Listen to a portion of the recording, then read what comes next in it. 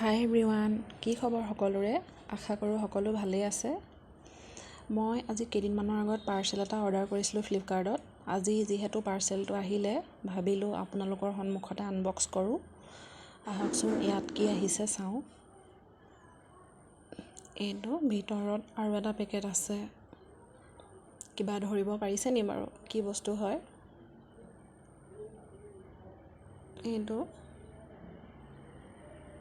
এইটো এটা লাইট হয়, য'ত মেগনেট ফিট আছে।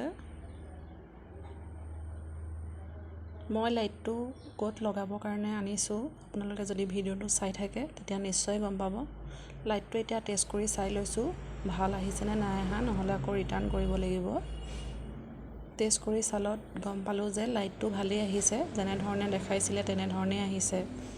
ব'লক এতিয়া লাইটটো আমি ফিট কৰি লওঁগৈ। এয়া মোৰ কাপোৰ চিলোৱা মেচিনটোত মই এনেধৰণে লাইটটো ফিট কৰি ল'লোঁ। তেতিয়া মোৰ চিলোৱাৰ ক্ষেত্ৰত বহুতখিনি সুবিধা হ'ব। আজিলৈ আহিছোঁ দেই, বাই।